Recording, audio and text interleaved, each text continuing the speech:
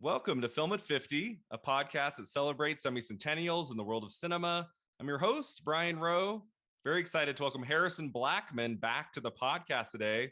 Talk about one of the most popular TV movies of all time, Brian's Song, released, of course, 50 years ago. So have you heard of this movie before, Brian's Song? I had heard of it, and I had seen it appear in my HBO Max recommendations or something because I watched some sports movies. But this is my first time experiencing Brian's Song, and let me think that maybe they missed an opportunity to call it Piccolo's song, but maybe that would be too much, Right. especially So since this was a real person. Yeah. yeah, so I had heard of this movie a long time ago because there's very few movies with my name in the title. Like there's basically just this and Life of Brian. Like maybe there's a Right. couple others I don't really know about. But so I had Yeah. vaguely heard of this, and my mom really likes this movie. So I think she had brought it up to me at some point, and as being like a tearjerker. She's also a fan of Love Story. So like both of these films that come out around the same time when my mom was a teenager. And so like I'd heard a little bit about this movie, and I was vaguely aware that James Caan was in it. Like in the last 10 years, if you had brought up this film, I think I knew about James Caan and that it was a sports film of some kind. And I think I knew when I put this movie on a few nights ago, I already knew that like one of the two main guys died at the end. Maybe like because it's so affiliated in my mind with Love Story. Like not that they're in love in this movie. we're not quite there yet in 1971. But so for our listeners who might not know what this story is all about, let me just do a quick little synopsis here.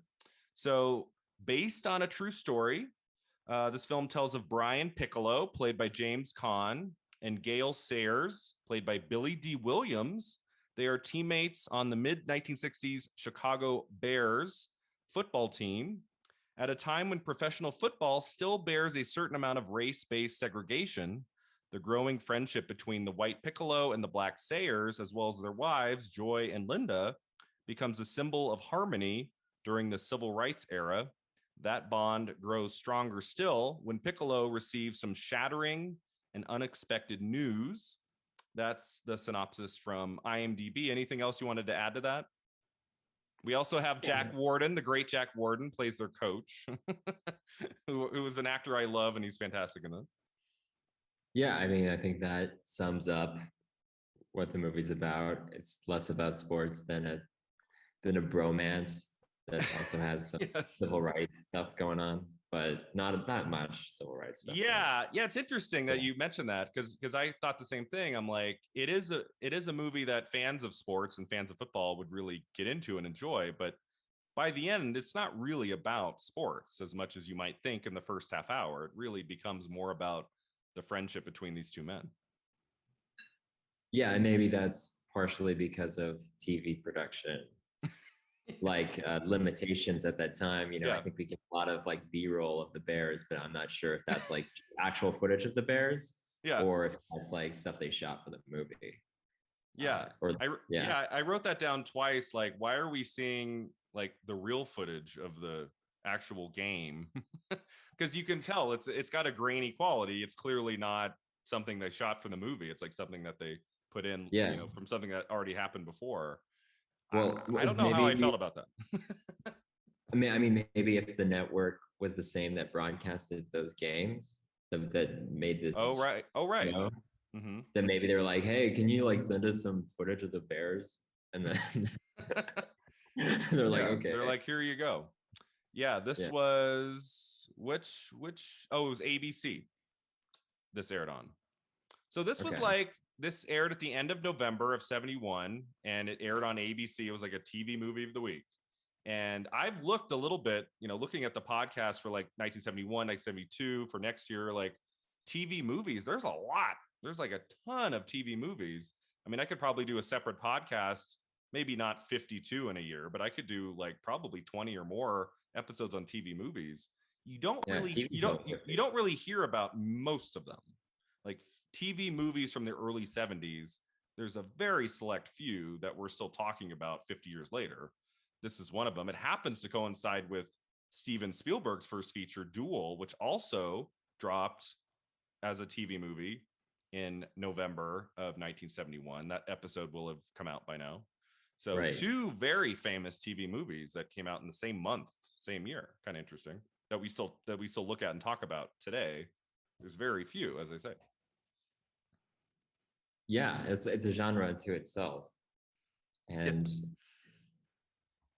interesting to think about now when TV is more like movies, but then occasionally there'll be like a two-part FX special that's just a TV movie. So it still exists, Right.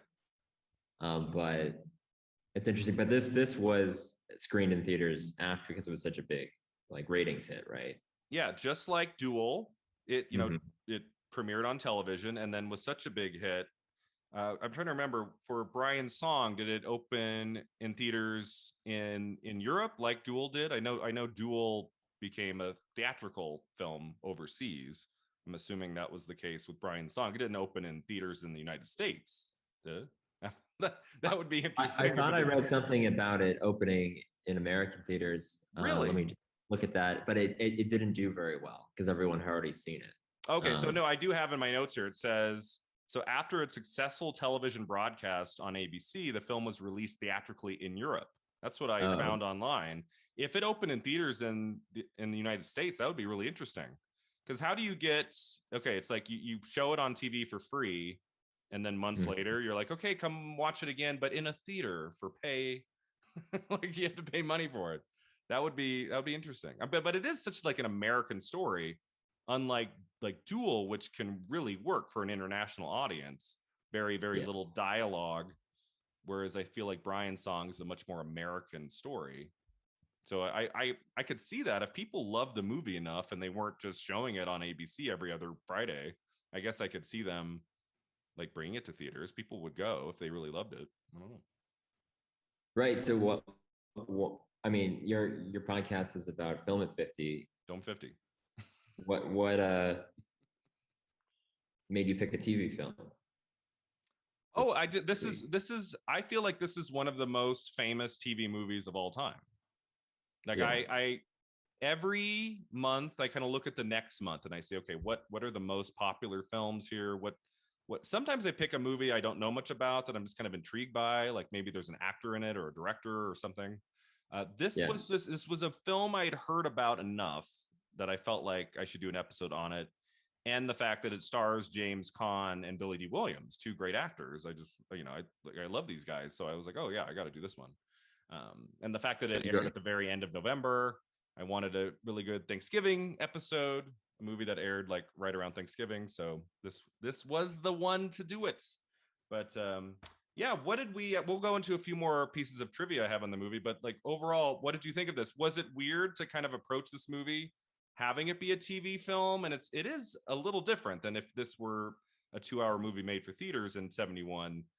You do have to approach this movie a little differently, right? Like in terms of how it's put together. And Yeah, I mean, it did strike me as very stagey. A lot of sets, a lot of like monologues, a lot of just right. talking to like two people, or like maybe there's 5 people in a room, not a lot of extras. And most of the cinematography was pretty like restrained or pulled back, but then there's some weird shots in there, split screen, some like camera Split behind screen. below of like Jimmy Caan's hospital bed, like, so there is some like experimentation going on, but for the most part it's pretty restrained. I felt like Right. the central draw of the movie is Billy D. Williams and Jimmy Caan giving really great performances. And I think had it not been them who became famous later, then we wouldn't be talking about this movie at all. You think if it was two lesser actors, maybe two actors 50 years on that we weren't really familiar with, this probably who weren't Santino and Lando, basically. Yeah. So this movie. So James Caan shot The Godfather before this, and when this project came to him, he was a firm no, because he had just been in this giant theatrical movie, The Godfather, hadn't come out yet, but was not going to do a television movie. That would be not good for his career, right? In 1971, film and TV are very much, different places. You don't really do both. Now you can do, with all the streaming, you can do anything as an actor. Nobody cares. You can hop back and forth. But back then, if you were like in TV, it was harder to get film work. And so, but he said I guess he turned down the role 3 times, and then he read it again and he said, you know what, this is a good script, this is a great character. Why am I'm just doing this? I'm doing this for the wrong reasons. I'm not doing the movie for the wrong reason. Let me actually take on this project. And there's a commentary on the DVD where he talks about like, this is one of his favorite movies that he's in, and he's very happy decades later that he did this, because it's been a big part of his career and people still love the movie to this day. Santino.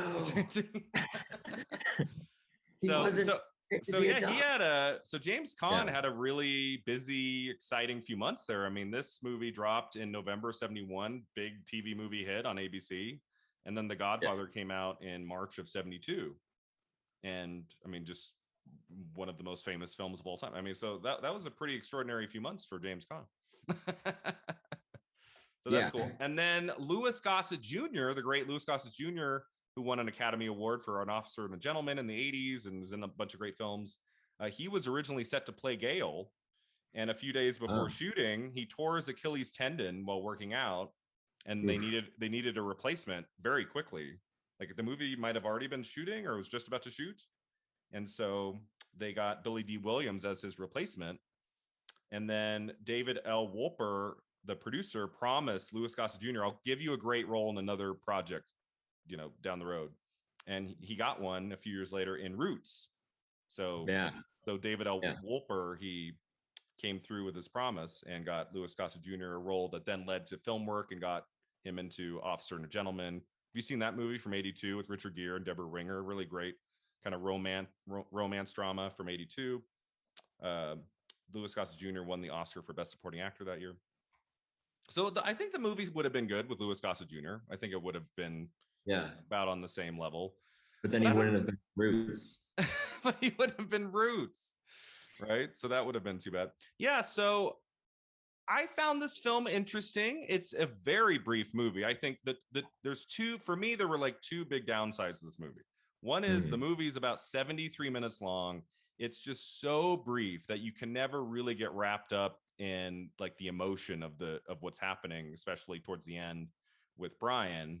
I just felt like, okay, this needs room to breathe. Like in Love Story, which is great, that movie's 2 hours, maybe a touch over 2 hours, and you really get time to with that couple played by Ryan O'Neal and Ally McGraw. You really get to spend time with them and come to really care for them. And so when she gets sick, like the stakes are really high and you're really worried for her.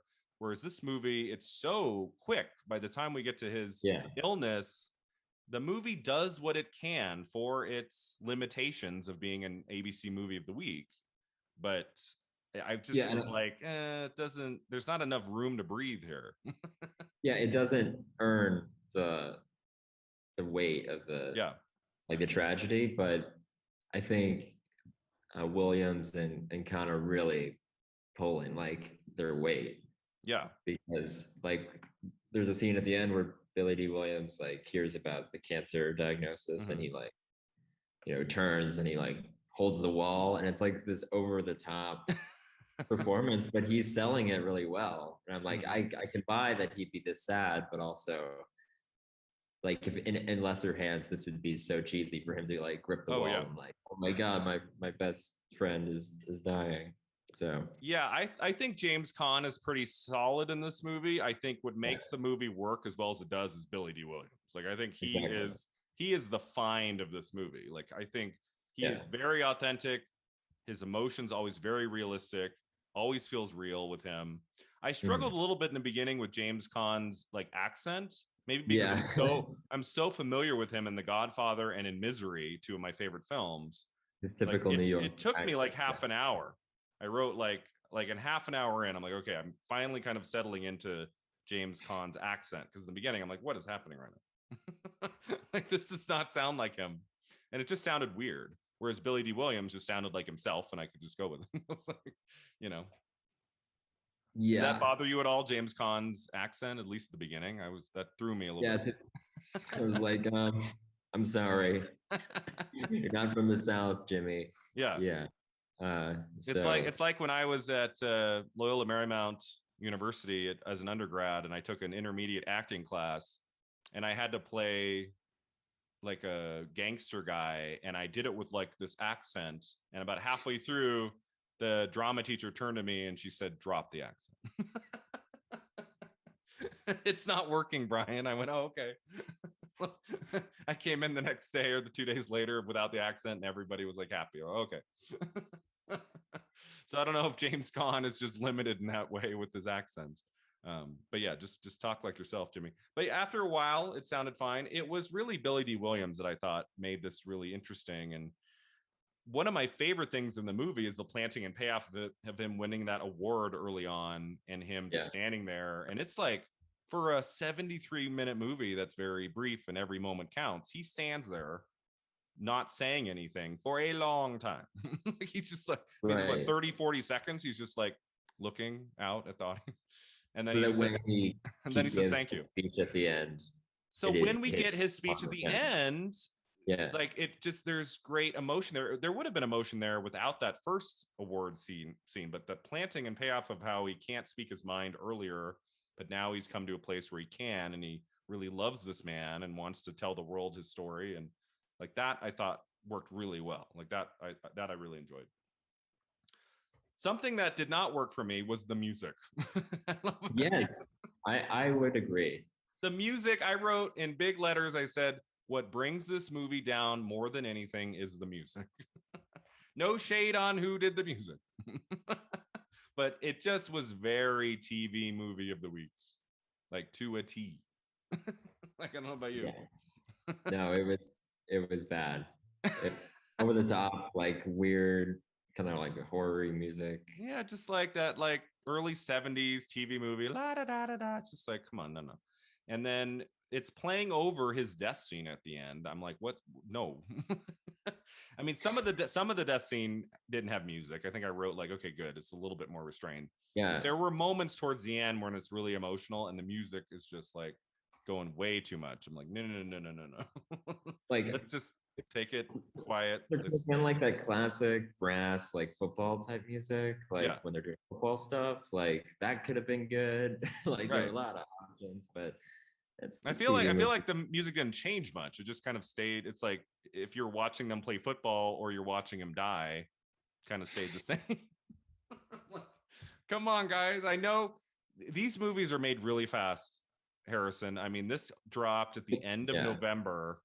I mean, they probably shot this in like September, October. Like they probably had very little time in editing. You think the resources of ABC could have, you know. Yeah, but then you look at Duel, which is so beautifully edited. It's so well done. I love the weird, eerie, creative music in Duel, and that was, I think Steven Spielberg says on that DVD bonus feature, like I think they had 5 weeks or something crazy to cut the whole movie. Like they finished filming and they had like 5 weeks before it was airing. Yeah. So they had like all these different rooms of different people editing different scenes and stuff. So I mean, but it's a very rushed schedule. I think if Brian's Song was a theatrical film and they had 6 months to work on it, I think that element would have been better, like the music. But you know, it is what it is. What other thoughts did you have on this thing? Anything else about the direction or the performances? Well, I think my main take is that it's a interesting template for buddy movies, like in sports, but also you could see a lot of elements that became important to like buddy cop movies, especially when there was like when oftentimes they'd put together, you know, like two characters from different backgrounds. Right. So we should talk about that. Right. Yeah. This film was progressive for its time. You didn't see too many films where it'd be a black man and a white man and having this friendship and really exploring that, especially between two people of the same gender. In 71, two men, a movie about a friendship between two men, and one's black and one's white. Like that was pretty progressive and different for 1971. It's not something people were seeing every Yeah, week it on their makes in TV movie, times. right? Yeah, I should think that this is pretty like pushing the envelope for that moment, I would say. Yeah, for that moment. I think if you made this movie now, I don't think there'd be a whole No, I think how would you make this in 2021 like the same story? I feel like it'd have to be a love story, right? yeah, you would have to push the envelope just a little bit. Just a little bit. But I mean, I think the movie handles that pretty well. We get some good business of like their friends and the other football players. There's some like nice humor in the first half of the movie of some scenes with the other players, and The we haven't hazing, the hazing, hazing, just fun stuff, fun just stuff, bullying. hazing. You know, we get James Caan singing, right? He's Right. singing, and The then Wake Forest. what does Billy D. Williams put under him? It's like like Mashed food or something. potatoes. Yeah. I mean, this is like something out of Home Alone or something. I'm Yeah, like, what's that? I get that they were pranking each other, but I was also like, wait, that when they at the end of the movie, they're like, Jimmy Kahn's character was 26. I was like, there's no way Jimmy Kahn's 26, right? Yes. So he's playing 26, and I don't think he was that much older. I think he was like in his early 30s, maybe. I mean, Right. But he's one of those guys he's that like has like 80 looked now. the same for like 40 years. He kind of like looked the same. Yes. So Yes, yeah. he looks pretty close to how he does in Misery, which is 20 years after this. I mean, just a little older than that. Um, did you notice? I'm a huge Misery fan. The book, the film, I just love them both. And at the end of the movie, I was a little distracted because we're seeing James Caan like sick in a hospital bed again. And I'm waiting for Kathy Bates to come around the corner. That's where I was. Yeah, there are a lot of movies where he's like injured or something, like in Rollerball or like I've never seen Rollerball. The Gambler, where he's just being like so stressed out the whole movie. So he's usually in these high pressure roles or roles where the Well, character.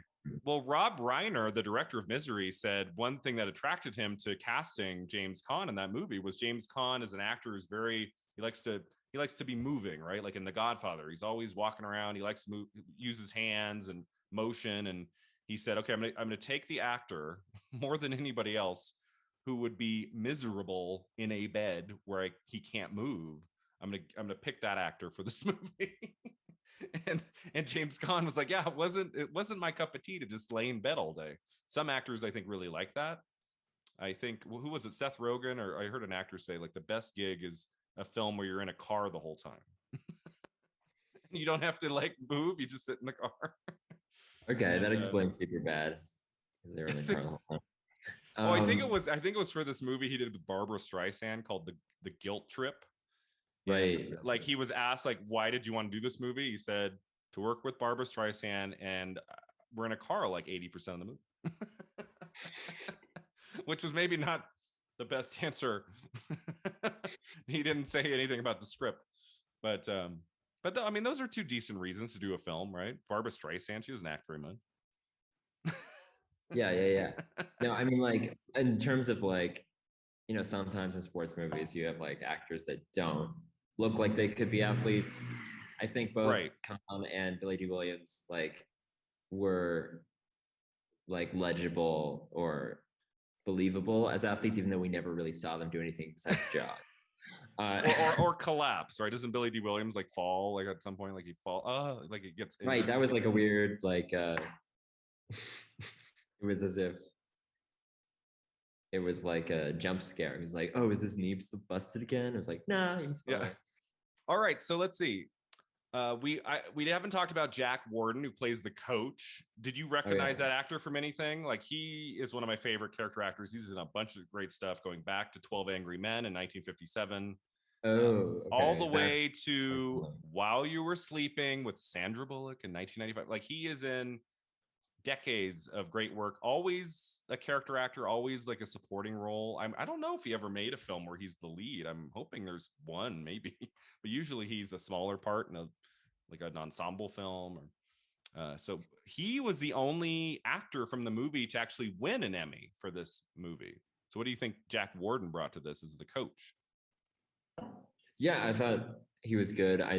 He seemed familiar, but I didn't remember. I think I've seen 12 Angry Men, so that must be it. Yeah, But he's one of the guys. He's the flip flopper guy. He's the one who's like, oh yeah, okay, four. I'm against four, and then Henry Fonda gets all mad at him. He's like, make up your mind, you know. yeah. So I thought he brought, because there aren't that many characters in this movie, and he was like the coach that the characters like wanted the coach's respect, but the coach was like hard on them, and he was like the opponent in a lot of Yeah, scenes because he's like, well, you're going to be the starter. Oh no, you're not going to be the starter. Like, so I think that helped keep the tension there when it right. wasn't like injury or illness related.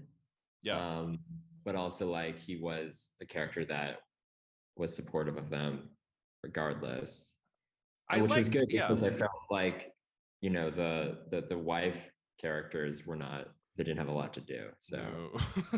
but there needed to be something else, Yeah, we can talk about that too. yeah, we're gonna talk about the wives, but real quick about Jack Warden. Something I liked is he's set up as just like that typical coach. He's really hard on his players. He doesn't have a whole lot Yeah. of humanity, and to watch that side of him come out, like, oh, one of my players has cancer, and the way that the character deals with that, I thought was kind of interesting. Like, he's not overly like emoting or anything that would have felt out of place, but you see like there's this change in him from like the first half hour.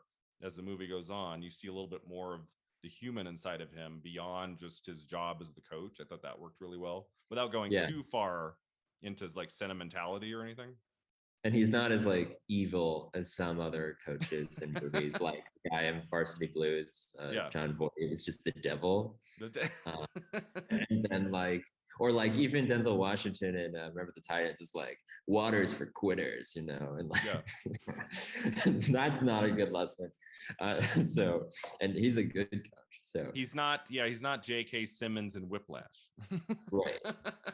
No, he's Who, tough. that character is so fascinating in Whiplash because Yeah. you see a more human side of him towards the end of the movie when they reunite in that cafe or whatever it is, or a lounge or something, and you're like, okay, this guy has been awful the whole movie. So, but no, he's like faking that. Like, he's faking that to get back at Miles Teller in the last scene. I was like, oh my god, I love that character. That's a fantastic performance. We're not at that level here with Jack Warden, but I think with the limited amount of screen time he has, I think he does make an impression, as he does in so many projects. He was nominated for an Oscar twice in the 70s, one for Shampoo and the other one for Heaven Can Wait. So apparently when Jack Warden teams up with Warren Beatty for a movie, he gets an Oscar nomination. So that's really cool. I'm really happy. I forget that sometimes, that he was nominated twice for an Academy Award, because he's great. I really love him. But yeah, let's talk about the wives. So another issue I had with the movie is that I felt like the strength of the film is focusing on the friendship between the two men. And we do have some long scenes later in the movie where it's like Brian with his wife and she's crying and they're having a moment. And I guess you kind of need that, but I'm like, I don't care about this We have relationship insights that to the much. relationship because we haven't seen a scene with them together. Right. Like, we don't get a whole lot of them, and that includes Billy D. Williams Gale with his wife in the movie too. That was tricky because I'm like, no, the movies, we really care more about the two guys, and it's like when we're getting near the end of the film and we're taking time to get to know the wife now, which would be fine if they had set up that character more in the first half of the movie. She's kind of barely in it, and then towards the end, I mean, obviously she would have to be there. It's based on a true story. He was married, so it wouldn't make sense to just not show the wife. And of course, I'm all for great roles for women and anything. So I was disappointed that we couldn't get more of her and the other wife character, at least a little bit more dimension of those characters. I think would have made the movie richer. But again, I think it comes down to that 73-minute running time. There's only so much you can do. Yeah, if it was longer, maybe they could have had like the two wives. You'd see them hanging out, or Yeah, also confronting right. their own biases about each other. and then like bonding in that You way. And could have then had a scene of the two wives talking about something other than the men they're with, right? yes, that's just the Bechdel test The would be Bechdel test. helpful, right? Because that's something, that love story, which has a longer running time, that film is very successful in that way, and that it's mostly about the relationship between the two leads. But then we get a great relationship between Ryan O'Neal and his father, that's like a big part of the movie. It's like 10 or more scenes of them, and that's its own little subplot that works really beautifully. And we get a storyline with her parents, like her dad in the movie, and it all is seamless because the movie's dealing with these issues and conflicts for the whole 2 hour running time. It's not like we just kind of like shove in some conflict with this other character at the end. That's where I felt like this movie lacked a little bit with those other characters. It's tricky because it is such a brief running time. There's only so much you can do. But yeah, there's and probably a lot of listeners right now like, why are you guys hating on this movie? This is the greatest movie of all time. I don't know. I kind of thought it could have been 45 minutes. If you ask me, you know. Harrison would have liked this better if it had been an hour show with commercials, so like 45 minutes. Yeah, like a speed keep run. It brief. Yeah. A TV movie of the week, half an hour. So let's see a few other pieces of trivia about the movie I haven't gotten to share yet. So the interior of Gail's house was the interior set of Darren and Samantha's house from Bewitched. I mean, if you don't love it, if you don't love this movie for any other reason, it should be that, right? Yeah. Be like, that's open. Why don't you just go there?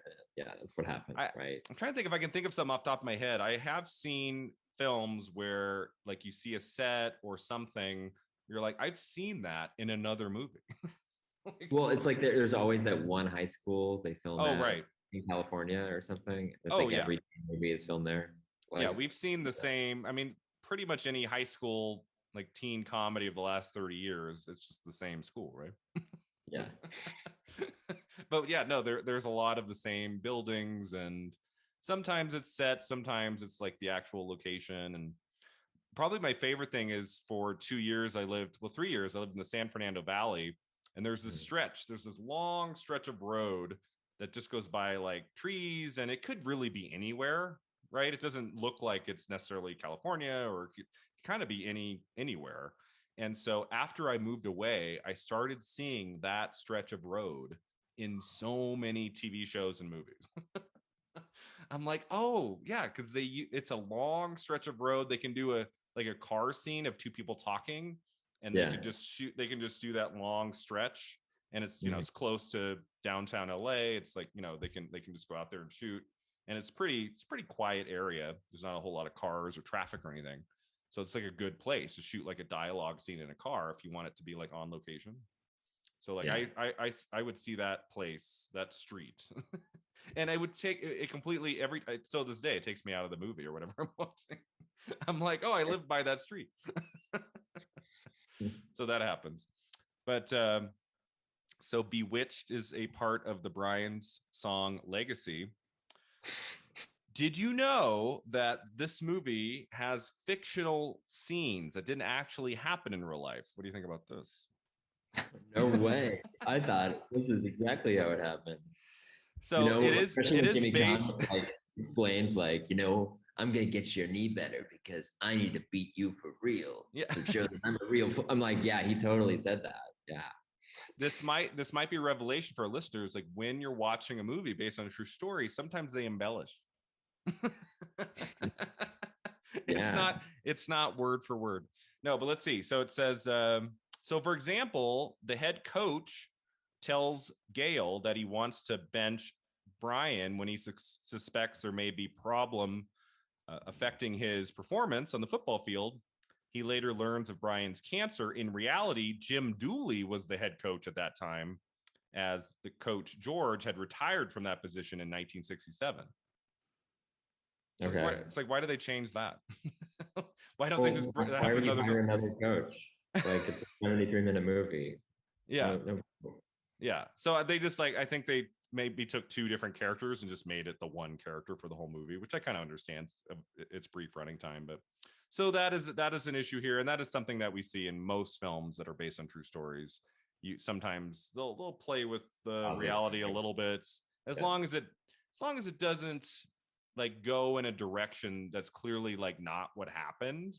Then that could be tricky. It's like if you're like based on a true story and they give you something that didn't really happen, that would be, like Fargo. True events. Doesn't Fargo open with based on a true story? But it's not, yeah. And it's just not. That's my favorite based on a true story. So this movie cleaned up at the Primetime Emmy Awards. It won the Outstanding Single Program Drama or Comedy Emmy. And then it also won Outstanding Performance by an Actor in a Supporting Role for Jack Warden. James Caan and Billy Dee Williams were both nominated for Actor in a Leading Role.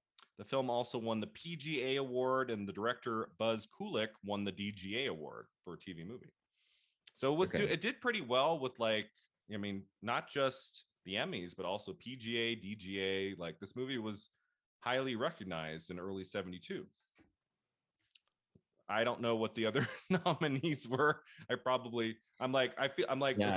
The big snub this year. Duel is clearly the best TV movie of 71. Why is that not cleaning up? So I'm like, wait a second. I should have looked into this deeper. Like Buzz Kulik won the DGA award for Brian's Song over Steven Spielberg for Duel. Maybe because Duel's like a genre piece. Maybe they look down on that. I don't know. Yeah. Like clearly the better directed film of the two is Duel. Hello. Well, like, do they give awards more based on like reception and like ratings? And yeah, well, Duel was very highly, like, it got a big audience too the same month, but it's more of like an action thriller. That's probably part of it. They probably Brian's Song's an emotional film, drama, and I think they looked more kindly on that. So the film was the most watched movie on U.S. television during 1971. It was the most watched TV movie ever at its time. It got a Nielsen rating of 32.9 and an audience share of 48%. It was surpassed a few months later by a movie called The Night Stalker, which is a movie I'm thinking about doing an episode on because it's like the guy who was responsible for Dark Shadows. It's like a horror film. Like I might, if not for the main podcast, like I'll do probably like a Instagram live or something. I think I'll probably watch it. So this obviously predates the real Night Stalker. Yeah. So January of 1972. So just like a few weeks after this aired. So this was a big time for TV movies. I'm old enough to remember in the 90s. Like I remember like in the TV guide, it'd say like TV movie of the week, Thursday night at 8 p.m. And it'd be like a C-list actor, like in the 90s, except for very rare cases, like the star of the TV movie of the week in April of 1994 on ABC, it'd be like an actor that's maybe on like a semi-hit show. Like you didn't really get a lot of like theatrical film actors in that time. Like I remember when Meryl Streep did a TV movie called First Do No Harm in 1997. Was like an NBC or an ABC movie of the week. That was like a big deal. Like that was weird. I was like, what? But usually you'd get, not the greatest cast, but some of them are fun. Like some of them are like so bad it's good. Like especially like the genre films made from like 92 to 94. Like I've watched a few of those later on. Sometimes they show up on like Shudder and some of these streamers, and they can be a lot of fun if you're in the right mood. But I don't know if you saw any like TV movies growing up. I feel like they kind of went away by 2000. Like I feel like after 2000, we get a whole lot of movies of the week. I mean, streaming didn't really come in. Miniseries, like they'd have like 3-episode things, 2-episode things. I think those are more common now because they're like, it's not long enough to be like a 10-episode thing, but we filmed 4 episodes. We got to show them sometime. So yeah, and I remember the TV miniseries too. Like in the 90s, you had like Stephen King, you had The Stand in 94, and you had The Shining in 97. Yeah. And a lot of them, those TV projects don't hold up very well today because of like the way they were shot, with like the ratio, and sometimes it looks really poor. Some of those like late 90s TV movies or miniseries. I mean, I thought the quality of Brian's Song was pretty decent. I mean, it was shot on like a good film stock for early 70s. It doesn't look like really bad for a TV movie. It doesn't look as good as Duel. Duel looks amazing. I don't know what they did for Duel. Duel looks like a real movie, but yeah, I mean, cinematography wise, it's okay. As you said, there were a few little experimentations. Like I like that part where they're on the phone and there's like a line across, So like we're in the 70s. it's like line diagonally, like pulling a Brian De Palma for like 30 seconds. I was like, go for it, Buzz. Not quite a split diopter, but like Buzz is going for this. Try it out. There were a few cool cuts. Like there was a part like where Brian is like by himself on the front lawn and he's like getting in shape, and then it like cuts from him dropping to like him on the football field, like in a quick cut. Like there were a couple parts I was like, oh, nicely done. But for the most part it's kind of like camera over the shoulder, people talking back and forth, which is the nature of the beast for TV movies. And the last piece of trivia I had was that this film was remade in 2001 for ABC's The Wonderful World of Disney. The film starred Sean Marr, Mekhi Phifer, and Ben Gazzara. The great Ben Gazzara, great actor, is the Jack Warden role, I'm guessing, the coach. Mekhi Phifer, I'm vaguely familiar with. I think he's in I Still Know What You Did Last Summer, one of the best films of all time. Well, no, it's that's a joke. Is it? I think we cherish I Still Know What You Did Last Summer. I mean, it's just it doesn't. The horror film. And Philippe B. Or how do you say his name? They're not in this. No, I'm talking about the second one, the one where they go I to. Still don't know what you still did. No, I still know. He doesn't still don't know. He knows still. Yeah. As the great Roger Ebert put in his review, I Still Know What You Did Last Summer is technically 2 summers ago. So the true title of that film should have been I Still Know What You Did 2 summers ago. So they got that wrong. No, but Mekhi Phifer, solid actor. I think he's in a movie called O, also from 2001. Really good film with Josh Hartnett. And that's like the Othello, like the Othello film. I think Mekhi Phifer's in that too. I remember because that was one. The age of Shakespeare teen. Shakespeare, reboot. Yeah. 10 Things I Hate About Othello You. Othello is totally a good fit for that because it's not, horribly like problematic in many ways. But I think O was coming out like right after 9/11, and then they pushed it back. And I think it was one of those films that they pushed it back like 3 times. It finally opened in like 02 or 03 or something. Or maybe it came out right after 9/11 and just didn't do any business. But I remember I liked it. So he's a good actor. So we talk a lot about like how would this movie look differently 50 years later. The film technically got a remake 30 years later, right? In 01. I did not get a chance to look at any of the remake. Yeah. But how long is that one? I hope it's longer. It's an ABC movie of the week. My question is, why is Brian's Song, and this kind of goes for Duel too, like why are they, is it a 2-hour block of programming? Mm-hmm. So that's because it's like 45 minutes of commercials. Okay. Because I'm just like, I feel like there could be a way where the film could go a little longer and they could just add another half hour or something. Is it because of the news at 10? I'm like, why can't they stretch this just a little bit longer to give some more weight to, especially in Brian's Song where you need it towards the end? Well, maybe like the added commercial time just fills in for the lack of scenes develop the tragedy. Yeah. Like there's nothing that gosh, he has cancer now. There's nothing that raises the intensity of the emotion than a good old commercial break. I can't imagine watching this or Duel with commercials. Like that would just take you out of this, especially in Duel, take you out of the suspense. I mean, that movie is just doesn't stop moving, and commercials would ruin that film. I can't imagine. So I'm glad that we can have the experience of watching some of these older movies that played for television without the commercials. So how do you think if they were to we talked about a little bit, like if they were to make this in 2021, Brian's Song, a lot of people have nostalgia for this movie. People remember this movie. Like, what would they do differently now if they were to take, let's say we made it for theaters, like we actually made it like a theatrical film or like a Netflix movie or something like that. Like, how would we change Brian's Song to make it relevant today? What do we think? Well, are we still constrained by reality? Mm. Oh, like telling the true story. Mm-hmm. It's 50 years on. We can do what we want. Okay. Good. Call it Lenny's Song.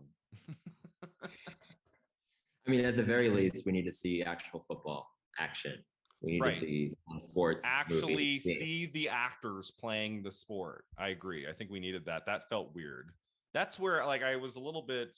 That's why I said at the very beginning, I said it's really more about their friendship than the sport, because we very rarely see them in action on the sports field, like doing like we see Gale get injured, and I guess that's like the real Gale getting injured, like clips of that, right?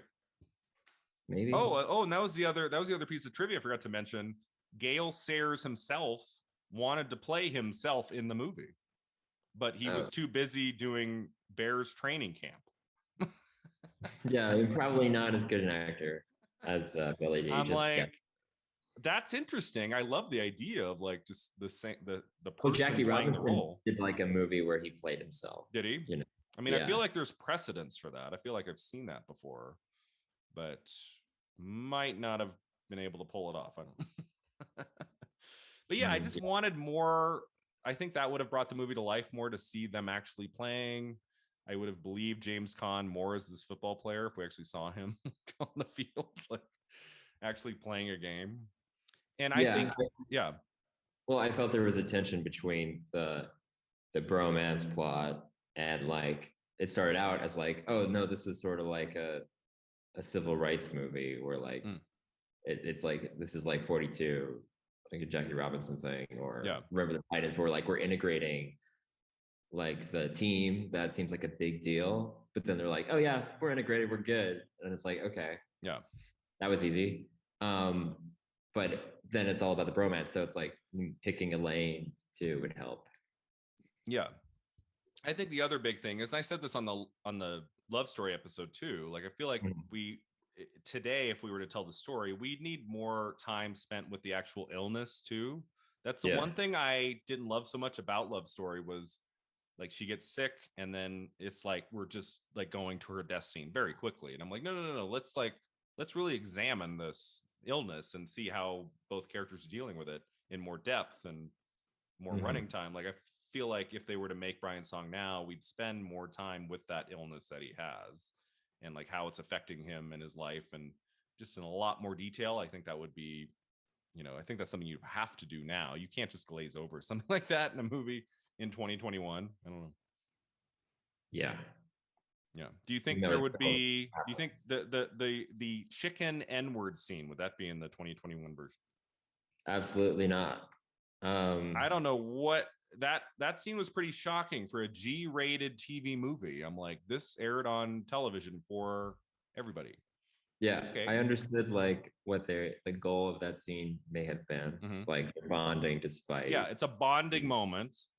Despite, but like, we just saw the Las Vegas Raiders coach resign for like, homophobic slurs and stuff. Right. So like, I think, we have moved past this, and that would not fly. Yeah. I mean, I think you could keep like the basics of the scene and how they're bonding with the humor and with them laughing, but you would have to change the nature of obviously their dialogue and what they were talking about, because that scene did not age well. It's the nature of this podcast. Almost every film, there is at least one scene where I'm like, whoa, that's dated. Yeah, this is dated. You can't even do this now, let alone should you, right? So that scene took me back. And yeah, I mean, a lot of listeners or people who love this movie, they said, well, it was a different time, 1971, and that's true, but it still doesn't make it okay. I'm like, okay, this would have to go in a new version. Let's see. Anything else? I mentioned, at the end, I was thinking about Misery a lot because he's in a hospital. But did you buy his dying scene at the end where he was whispering like this and he was talking like this? Was it a bit much for you, or were you on board? Yeah, it was a bit much. I was at that point. I was like, die already, you know. I felt like the movie was dragging on a little bit, but it was a Oh, little that's late right. You when wanted I it was to be watching. 45 minutes, right? Yeah, because I was like, okay, he's dying. Let's get on with it. You know, he's been Get dying on for with like the 20 death. minutes. Yeah. Well, I guess was on the commentary something I read where I guess right before he filmed that scene, he was like talking to somebody, just being his normal jovial self, and he was like, "Oh, wait, hold that thought. I have to go die now." Like that's what he said on the way to the bed. I have to go die. Right. It sort of felt like his performance in Elf when he's just like maybe Will Ferrell like accidentally bumps into him and he's like, "Ow, I'm hurt now." Yeah. You know. So So yeah, James Caan was not preparing himself in the corner of the room like for 30 minutes, just like getting to that place. It was chatting away and got to go die. that's where he was emotionally. I mean, it's fine. Like the scene works okay. It's not a bad scene. I just thought it was a little shaky with him there. I think Billy D. Williams makes that yeah, lending scene a lot of as good faith as in it is when we have the closest of Billy D. Williams. He is just great in this. I've always really liked him as an actor. And looking at his IMDb, as we're going to talk about at the end here, he's in so many projects. Like, it's like crazy the amount of credits he has. There's so many projects I haven't seen. I'm kind of excited. He's in Lady Sings the Blues from 1972 with, I believe it's Diana Ross, who got an Oscar nomination for Best Actress. That's coming up in a few months. He's in that. I don't know if he's like the male lead or if he's just part of it, but he's in some 70s films, and I'm excited to see kind of where his career goes. This was the movie that catapulted his career by far, was Brian's Song in 71. Anything else you wanted to mention about the movie before we go to our final two segments, Harrison? Anything we haven't touched on? Any other scenes or anything? No, I mean, I think we've covered it. So what would be your rating for this movie? Would you give it like out of 4 stars? What would you give it, like 2? I gave it 2.5 out of 5 on Letterboxd. So Oh, I guess okay. that's Yeah, I'm about there. 1.5 out of 4. I mean, I would probably give it around 2 out of 4, but I might bump it up to 2.5 because it is so brief. It's not like it's one thing to watch a painful movie that's over 2 hours, and there's some good stuff in the movie. I think Billy D. Williams' performance, I think it elevates it to a 2.5 out of 4. I couldn't give it 3. I just don't think it's successful enough to get it to a 3. But I do think Billy D. Williams is the standout here, and I would bring it up to a 2.5 out of 4. I mean, it's hard. Like, if you've never heard of this movie, if you've never seen this movie, you're vaguely interested maybe in films of the 70s. I just think that there's better stuff. Like, I don't know if I would like tell someone to seek Brian's Song out over like a big end of year. If you're interested in like the genealogy of like sports buddy movies, especially racial buddy movies, like this is definitely like teed up a lot of them. Yeah, an important. I think that it's absolutely an important film in that regard. Yeah, very good. But we just recorded episodes on The French Connection and The Last Picture Show. I mean, 2 just phenomenal movies. So going from those 2 movies to this, I'm like, have you seen The Last Picture Show? That is just a bonkers genius film in every way. That movie is incredible. To go from that to Brian's Song, it's like, okay, we're just taking things down a notch here a little bit. But I'm glad I watched it. I'm glad I finally watched it. I feel like my mom told me about this movie 20 years ago, maybe longer. Like, I'm happy to have finally seen it. I kind of get the gist of what the filmmakers, what the actors were going for. And again, I thought Billy D. Williams was fantastic. So let's go to our final 2 segments, the Divine Double Feature. What would you pair this movie with? It's a very brief film, so there'd be time to watch one more. What's a modern film that you would pair with Brian's Song? Okay, so I thought of like the exact like opposite. I was thinking of like, Brian's Song is very restrained and there's not a lot of action. Yeah. I was like, well, what if we watched like a 3.5-hour Oliver Stone football movie? Okay. Any Given Sunday. And which gives you a migraine because of how many quick cuts it has. Yeah. How many cuts can we get in one film?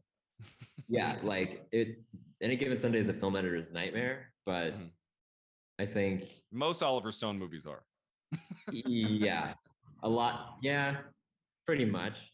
But this He likes one, the cutting. yeah. I think I was thinking about Any Given Sunday, or like I was thinking like while watching Brian's Song, I was like I'd rather be watching Any Given Sunday, Okay. because I was thinking about like the injury stuff, because Dennis Quaid plays like the older quarterback injured, and then Yeah. Jamie Foxx is the new young quarterback, uh, but like he still like has a friendship with Al Pacino and a love hate relationship. Yep. And so like those are like core elements to like sports movies, the relationship between the coach and the player, the new player and the old player, like competing for the same roles. That's what drew me to that one. Yeah, I'm trying to think if I remember I saw it when it came out. Came out at the very end of 1999, that great year in film of 99. Mhm. I remember liking it. I don't think I've seen it more than once. I remember thinking Jamie Foxx was really strong in that. That was the first movie. Like I knew him from In Living Color and some other things, and that was the movie I went, "Oh, this guy is a movie star. This guy's great." Yeah. And one of my favorite Cameron Diaz roles, I think she's really great in that. She's like the one significant female character in that movie, right? Like Yeah, she's she's the like the new female. owner. Yeah, she's like she's got a great intimidating presence in that film. Really good. And then of course Al Pacino. You can't go wrong with Al. That was a great season for him. He was also in The Insider that same like month, those 2 months at the end of 99. So he had a good run Yeah. there of The Insider and Any Given Sunday. Yeah, great cast in that. A good football film. I mean, I feel like Oliver Stone's been kind of hit and miss a little bit the last 20 years, but he had a Oh yeah. great run in the 90s. Like his films of the 90s, like JFK and Nixon. And I will always support U-Turn, which a lot of critics and a lot of people hate that movie from 97 with Sean Penn and Jennifer Lopez. I really like U-Turn. It's really twisted and weird, but I really Okay. enjoy that. And Any Given Sunday is solid too. That's a good choice. Very nice. I went with Million Dollar Baby. I was Oh, thinking okay. about, okay, That's actually a good take. Yeah, I like that. what's a sports movie that focuses on the sport but then becomes about something else, becomes about someone. It's not a terminal illness in Million Dollar Baby, but it's somebody who has been now pulled away from the sport they love, and what do we do?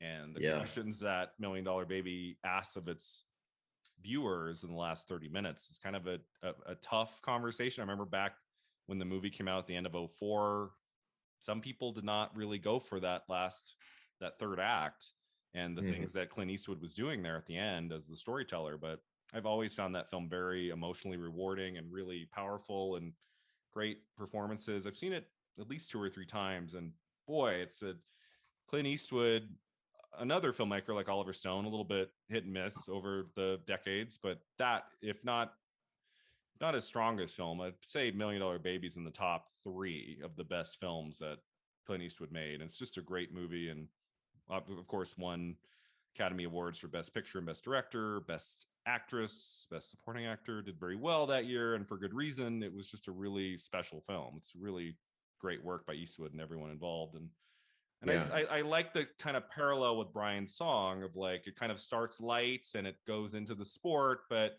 it's also about the relationships between the characters. Like it's very much about the relationship, especially by the end, but between Clint Eastwood and Hilary Swank, and kind of what happens to her. I feel like there's parallels there that would make it an interesting double feature, and you can kind of see the evolution of film over those 30 plus years.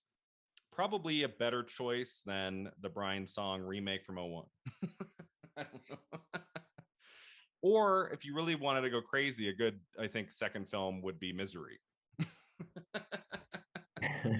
you could watch you could watch him die in Brian's Song and then conquer all evil Yeah. in And then Misery. and then Stumble into become the restaurant.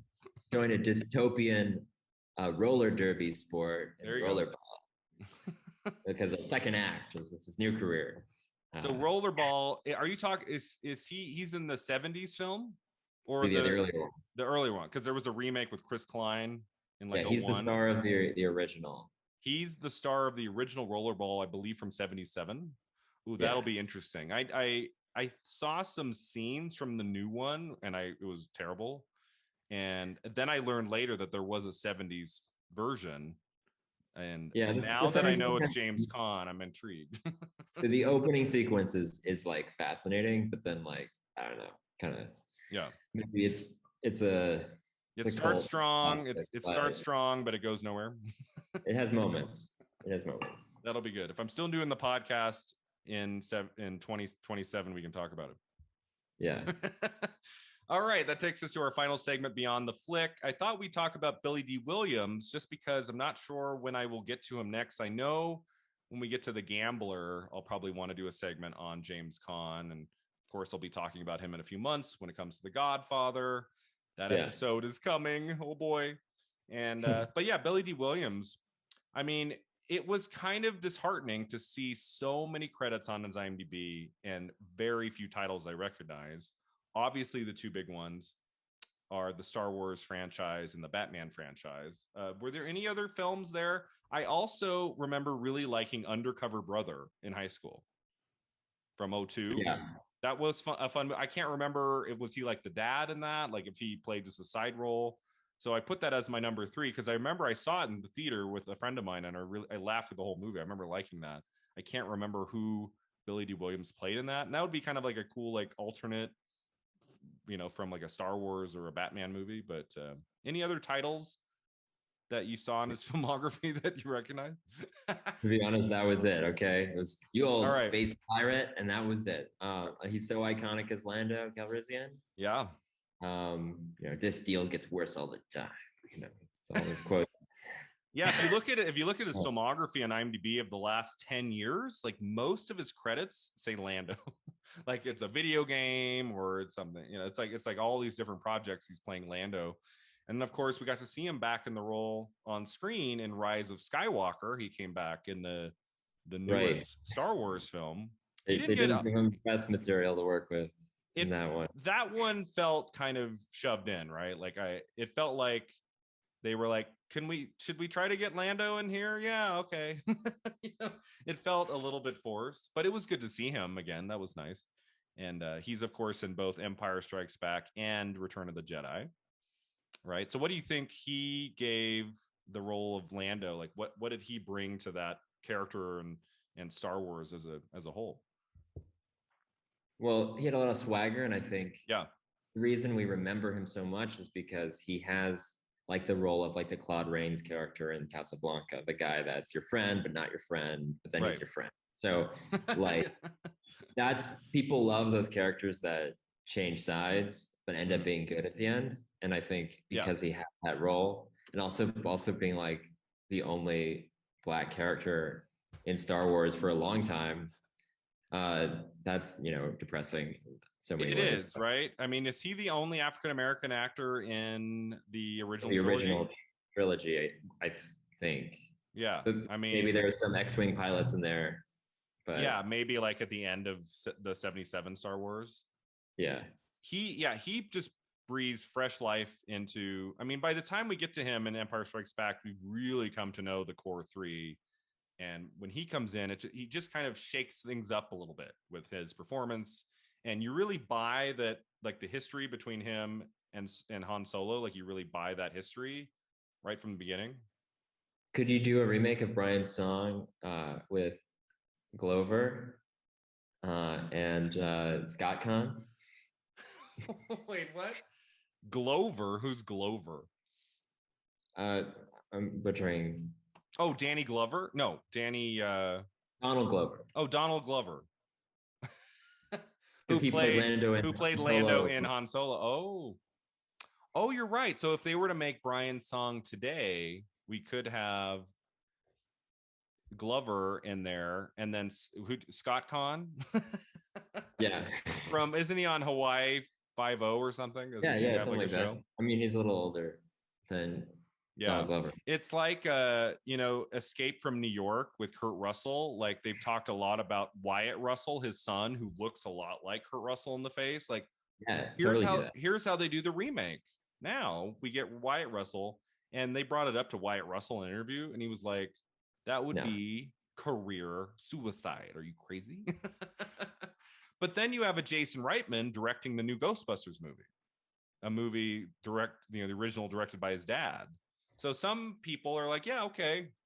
Yeah, like I'll take over Scott my dad's legacy. Eastwood looks just like Clint Eastwood. Yeah. I think you could totally do like a weird Good, the Bad, the Ugly, like horrible remake with him.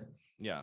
I don't Why know. not? It's not enough though. It's not enough if they're just the son or the daughter. Like there has to be that charisma and that that star factor. I don't know.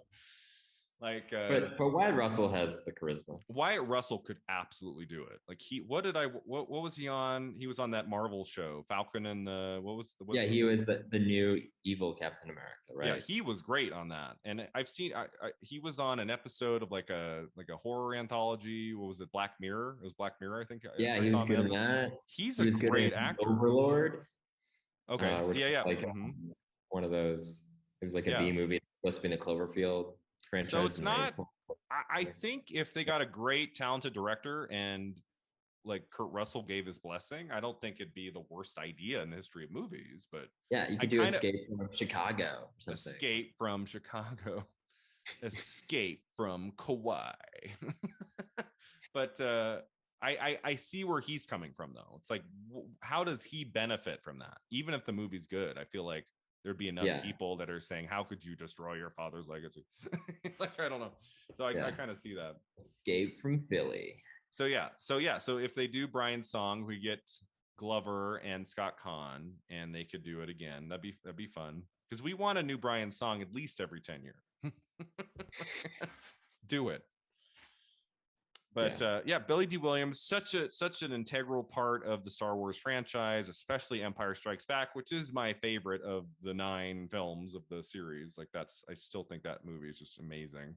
And he obviously brings such a great texture, and he brings so much to that role. I love him in that. And then we'll never see the Billy D. Williams Two-Face. Billy D. Williams plays Harvey Dent in the 1989 Tim Burton film.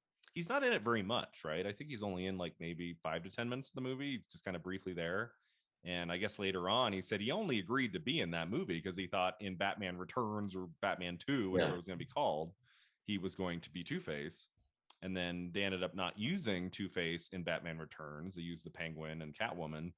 And then by the time they got to Two-Face, it was a new director in Joel Schumacher. And Joel Schumacher had a relationship with Tommy Lee Jones and brought Tommy Lee Jones on. And I think by 1995, I don't think everybody would have remembered anyway that Billy D. Williams had played the role of Harvey Dent in 89. It was kind of a long right, and that was the Kilmer Batman too. So yeah.